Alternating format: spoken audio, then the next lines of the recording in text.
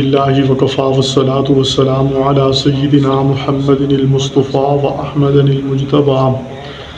وعلى آلہ الأتقیاء وأصحابہ الأصفیاء اما بعد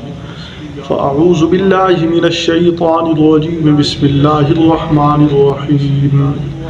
وَإِذَا حَضَرَ الْقِسْمَةَ أُولُو الْقُرْبَى وَالْيَتَامَى وَالْمَسَاكِينُ فَارْزُقُوهُم مِّنْهُ وَقُولُوا لَهُمْ قَوْلًا مَّعْرُوفًا وَلْيَخْشَ الَّذِينَ لَوْ تَرَكُوا مِنْ خَلْفِهِمْ ذُرِّيَّةً ضِعَافًا خَافُوا عَلَيْهِمْ فَلْيَتَّقُوا اللَّهَ وَلْيَقُولُوا قَوْلًا سَدِيدًا إن الذين يأكلون أموال اليتامى ظلما إنما يأكلون في بطونهم نارا وسيصلون سعيرا صدق اللہ العظیم۔ سورۃ النساء کی آیت نمبر 8 سے آیت نمبر 10 تک میں نے آپ کے سامنے پڑھا ہے۔ ابھی ہم اس کا ترجمہ اور تفسیر سیکھیں گے۔ وَإِذَا حَضَرَ الْقِسْمَةَ أُولُو الْقُرْبَى وَالْيَتَامَى وَالْمَسَاكِينُ، جب تقسیم کے وقت حاضر ہو جائیں رشتہ دار اور یتیم اور محتاج، فَارْزُقُوهُم مِّنْهُ، تو ان کو اس میں سے کچھ کھلا دو، وَقُولُوا لَهُمْ قَوْلًا مَّعْرُوفًا، اور ان سے ایک معقول بات کہہ دو، وَلْيَخْشَ الَّذِينَ لَوْ تَرَكُوا مِنْ خَلْفِهِمْ ذُرِّيَّةً ضِعَافًا، چاہیے کہ ڈریں وہ لوگ جو اگر چھوڑ جائیں اپنے پیچھے ضعیف اولاد، خافوا علیہم، خوف کھائیں ان پر، فلیتقوا اللہ، تو چاہیے کہ وہ اللہ سے ڈرتے رہیں، ولیقولوا قولا سدیدا، اور کہیں سیدھی بات۔ ان الذین یأکلون اموال الیتامی ظلما، بے شک جو لوگ یتیموں کا مال ناحق طور پر کھاتے ہیں، انما یأکلون فی بطونہم نارا، بے شک وہ اپنے پیٹ میں آگ بھر رہے ہیں، وَسَيَصْلَوْنَ سَعِيرًا، اور عنقریب داخل ہوں گے آگ میں۔ میراث کے احکام قرآن حکیم بڑی تفصیل سے بیان فرما رہا ہے، اس کے آگے تفصیل سے میراث کے احکام بیان ہوں گے۔ وَإِذَا حَضَرَ الْقِسْمَةَ أُولُو الْقُرْبَى، کیونکہ میراث کے متعلق ہم یہ تفصیل پیچھے پڑھ چکے ہیں کہ میراث یہ حق ہوتا ہے رشتہ داروں کا، ذوی الفروض، ذی رحم محرم، عصبات، یہ ان کا حق ہوتا ہے، اور پھر اقرب فالاقرب کے تحت میراث تقسیم کی جاتی ہے۔ اقرب کو ترجیح دی جاتی ہے ابعد کی بنسبت، ابعد کو حصہ نہیں دیا جائے گا، اقرب کو حصہ دیا جائے گا۔ تو فرمایا جب میراث کا مال تقسیم ہونے لگے تو تقسیم ہونے کے وقت رشتہ دار آ جائیں، یتیم آ جائیں، مساکین آ جائیں، تو اس وقت ان کو اس سے کچھ کھلا دو۔ یہ میراث کا مال اللہ تعالیٰ نے بغیر کسی کمائے ایک آدمی کی ملک سے نکال کر دوسرے کے ملک میں دے دیا۔ جس کے ملک میں ملا ہے اس نے کوئی محنت نہیں کی، اس نے کوئی کمایا نہیں، اس نے اس کے اوپر کچھ خرچ نہیں کیا، اللہ نے اس کو عطا فرمایا ہے۔ تو فرمایا جب اللہ نے عطا کیا ہے تو جو لوگ آ جائیں، رشتہ دار آ جائیں، اگرچہ ان کا شرعی حق نہیں ہے، یتیم ان کا حق نہیں ہے، مساکین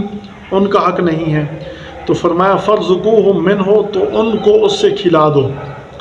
کون کھلائے؟ فرمایا کہ جو رشتہ دار وہاں موقع پر موجود ہوں اور بالغ ہوں، حصہ تقسیم ہونے کے بعد وہ اپنے حصے سے دیں، ایسا نہ ہو کہ مشترکہ مال میں سے اٹھا کر دیں، کیونکہ ہو سکتا ہے جب میراث تقسیم کیا جا رہی ہے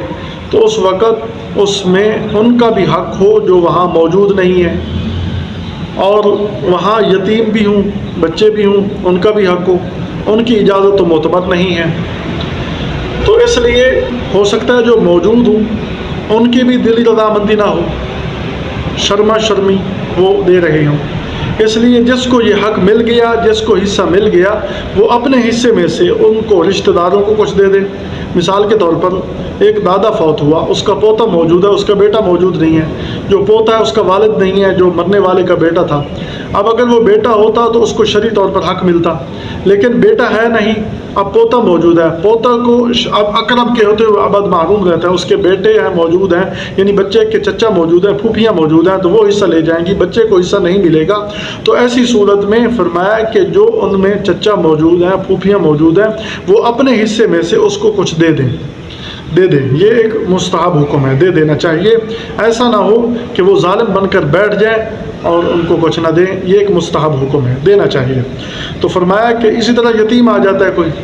مال تقسیم ہو رہا ہے، اس کو دے دو، کوئی مسکین آ جاتا ہے، محتاج آ جاتا ہے، اس کو دے دو، لیکن اپنے حصے سے، مشترکہ سے نہیں دینا۔ وقولوا لهم قولا معروفا، اور ہو سکتا ہے کہ وہ چھوٹا بچہ مطالبہ کر دے، جو پوتا موجود ہے وہ مطالبہ کر دے کہ میرا باپ ہوتا تو مجھے بھی حصہ ملتا، میرا باپ نہیں ہے، مجھے حصہ نہیں مل رہا، لہذا مجھے دو۔ تو فرمایا وقولوا لهم قولا معروفا، ان کو ایک دستور کے موافق بات سمجھا دو، وہ بات یوں سمجھا دو کہ بھئی شرعی طور پر آپ کا حصہ نہیں ہے، ہم آپ کو تبرعاً دے رہے ہیں، ہم آپ کو نفلی طور پر دے رہے ہیں، ہم آپ پر احسان کے طور پر دے رہے ہیں، یہ بات ان کو سمجھا دینی چاہیے تاکہ ان کے دل میں کوئی خلش باقی نہ رہے۔ وَلْيَخْشَ الَّذِينَ لَوْ تَرَكُوا مِنْ خَلْفِهِمْ، آگے جو لوگ یتیم کے والی بنتے ہیں، عموماً جو میراث تقسیم کی جاتی ہے اس کے اندر تقسیم کرنے والے وہ لوگ ہوتے ہیں جو علاقے کے سمجھدار سمجھے جاتے ہیں، ان کو قرآن حکیم خوف خدا دلا رہا ہے۔ فرمایا کہ وہ تقسیم کرنے والے جب تقسیم کرنے لگیں تو ہو سکتا ہے کہ ان ورثاء میں سے یتیم بھی ہو، تو فرمایا کہ یہ تقسیم کرنے والے یہ سوچیں کہ اگر ہم مر جاتے، ہمارے چھوٹے بچے ہوتے تو ان کے ساتھ کوئی ظلم کرتا ہم گوارہ کرتے؟ نہیں کریں گے۔ تو فرمایا کہ وہ بھی کسی کے یتیم بچے ہیں، جیسے تم یہ گوارہ نہیں کرتے کہ ہمارے بچوں کے ساتھ کوئی زیادتی کرے، ہمارے بچے کا حق مارا جائے، یتیم کا حصہ مارا جائے، تم گوارہ نہیں کرتے، اسی طرح فرمایا کہ تم بھی خوف خدا کرو، تم جس کا حق دبائے جا رہے ہو یا کسی کے ساتھ زیادتی کر رہے ہو ایسا نہ کرو، بلکہ فرمایا پورا حق ان کو ادا کرو۔ وَلْيَخْشَ الَّذِينَ لَوْ تَرَكُوا، چاہیے کہ ڈریں وہ لوگ، لَوْ تَرَكُوا مِنْ خَلْفِهِمْ ذُرِّيَّةً ضِعَافًا، اگر چھوڑیں اپنے بعد کمزور اولاد، خافوا علیہم، جیسے ان اولاد پر وہ خوف کھا رہے ہیں کہ ہمارے بچوں کا حق نہ مارا جائے، ہمارے بچوں کے ساتھ ظلم زیادتی نہ ہو، اگر ایسا کریں، اگر لوگ ایسا کریں، یتیموں کا حق دبانا شروع کر دیں، تو اس سے شریعت کا ایک بہت بڑا دروازہ بند ہو جائے گا۔ وہ کیا دروازہ بند ہوگا کہ لوگ جہاد پر نہیں جائیں گے،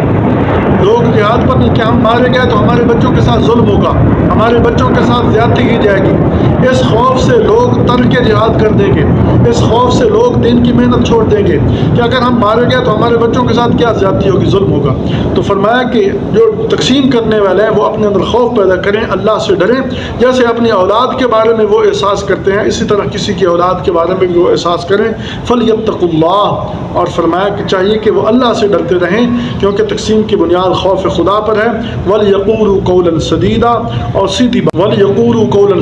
اور سیدھی بات کہیں۔ ہو سکتا ہے کہ وہ چوکنے والے ہوں، تقسیم کرنے والے انسان ہیں، بھول سکتے ہیں، یا جان بوجھ کر کسی کا حق مار رہے ہوں، تو اس وقت جو باہر والے لوگ ہیں ان کا حق بنتا ہے کہ وہ ان کو سمجھائیں، ان کو سیدھی بات کر دیں۔ فرمایا کہ تم اس یہاں سے چوک رہے ہو، یہاں مسئلہ یوں نہیں ہے، یوں نہیں ہے، سمجھا دینا چاہیے۔ آگے ان الذین یأکلون اموال الیتامی ظلما، آگے وعید ہے کہ جو لوگ یتیموں کا مال ناحق طور پر کھاتے ہیں، یتیموں کا مال ناحق طور پر استعمال کرتے ہیں، ان کے بارے میں قرآن حکیم کہہ رہا ہے انما یأکلون فی بطونہم نارا، وہ اپنے پیٹ کے اندر آگ ڈال رہے ہیں، وہ اپنے پیٹ کے اندر آگ بھر رہے ہیں۔ بعض علماء نے مجاز فرمایا ہے کہ یہاں مجاز ہے کہ یہاں یہ مال گویا کہ وہ ایک مال بول کر وہ آگ کو مجاز بنایا گیا ہے، اور بعض فرماتے ہیں مجاز بنانے کی ضرورت نہیں ہے،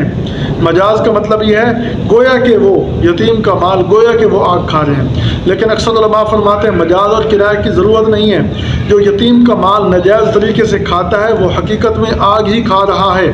اگرچہ اس وقت صورت آگ کی نہ ہو لیکن ایک سٹیپ کے بعد وہ آگ ہی ہے، جیسے دیا سلائی تیلی جس کو ہم اپنی زبان میں کہتے ہیں، اسی طرح سنکھیا دیا سلائی کو کوئی آدمی کہے یہ آگ ہے،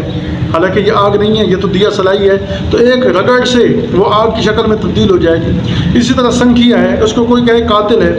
تو وہ سنکھیا قاتل ہاتھ پر رکھنے سے تھوڑا قاتل ہے، جب گلے کے اندر جائے گا تو وہ قاتل بنے گا، تو ایک سٹیپ کے بعد وہ قاتل بن جاتا ہے۔ اسی طرح دیا سلائی رگڑ کھانے کے بعد وہ آگ بن جاتی ہے۔ اسی طرح یتیم کا مال بس قبر کے آنے کی دیر ہے، اس کے بعد وہ آگ میں تبدیل ہو جائے گا۔ تو گویا کہ وہ اپنے پیٹ میں آگ بھر رہے ہیں۔ اور رسول اللہ صلی اللہ علیہ وسلم نے ارشاد فرمایا کہ یتیم کا مال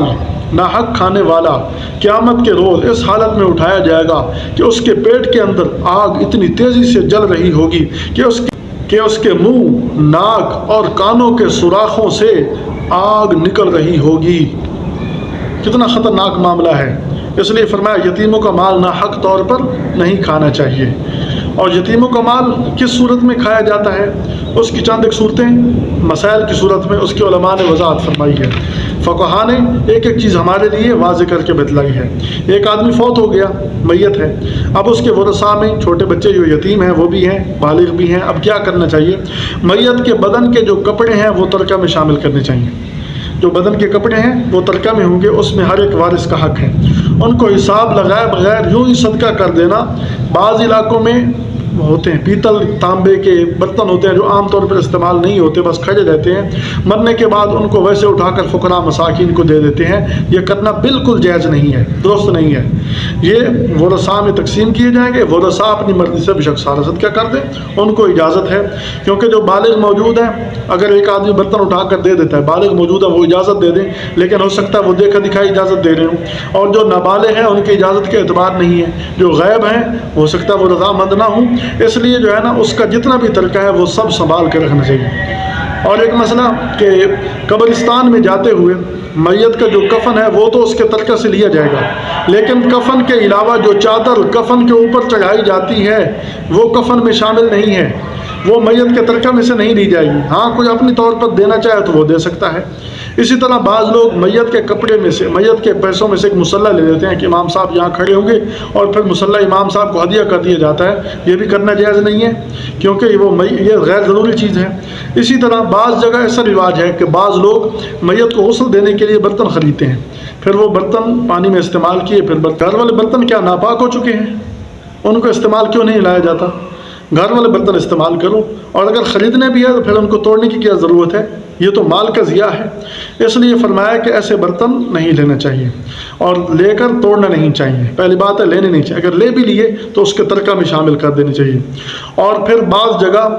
ایسا ہوتا ہے کہ میت جب مر گیا تو اسی کے ترکہ میں سے مسافروں کو، مہمانوں کو جو آ رہے ہیں ان کی خاطر تواضع کی جا سکتی کی کرتے ہیں۔ ایسا کرنا بالکل جائز نہیں ہے۔ میت کے ترکہ میں سے خاطر تواضع کرنے کی بالکل اجازت نہیں ہے۔ ہاں مرنے کے بعد جب مال تقسیم ہو گیا یا کوئی آدمی اپنی جیب سے کچھ کرنا چاہے تو اس کو کوئی روکنا نہیں ہے، وہ کرے، اپنی طرف سے مہمانوں کی مہمان نوازی کرے، آنے والوں کی خاطر تواضع کرے، ان کو آنے والوں کو جو ہے نا کھلائے پلائے، اس کی بالکل گنجائش ہے، لیکن اپنے حصے سے، مشترکہ مال سے بالکل اجازت نہیں ہے۔ تو اسی طرح فرمایا کہ ورثاء وہ اگرچہ رضامند بھی ہوں تب بھی میت کے ترکے کو تقسیم سے پہلے استعمال میں لانا یہ درست نہیں ہے۔ بعض جگہوں میں میت کے ترکہ میں سے ہی کھلایا پلایا جاتا ہے، مہمانوں کی خاطر تواضع کی جاتی ہے، یہ تقسیم سے پہلے بالکل جائز نہیں ہے۔ ایک بزرگ کا واقعہ نقل کیا ہے بعض مفسرین نے کہ ایک آدمی کی تیمارداری کے لیے گئے، وہ اسی بزرگ کی موجودگی میں اللہ کو پیارے ہو گئے، ان کے پاس ایک چراغ جل رہا تھا، جو ہی ان کی سانس نکلی انہوں نے چراغ بجھا دیا اور اپنی جیب سے پیسے نکال کر دیے کہ جاؤ اس سے جو ہے پیسے سے تیل لے کر آؤ۔ تو لوگوں نے حیران ہو کر پوچھا کہ آپ نے چراغ کیوں بند کر دیا؟ فرمایا یہ تیل جب تک یہ زندہ تھا اس کی ملک تھی، اب اس کی ملک نہیں ہے، اب ورثاء کی ملک ہے، لہذا مشترکہ میں اس طرح تصرف کرنا جائز نہیں ہے۔ تو اتنا احتیاط کا پہلو ہے۔ اللہ تعالی ہمیں رائے حق نصیب فرمائے۔ وما توفیقنا الا باللہ۔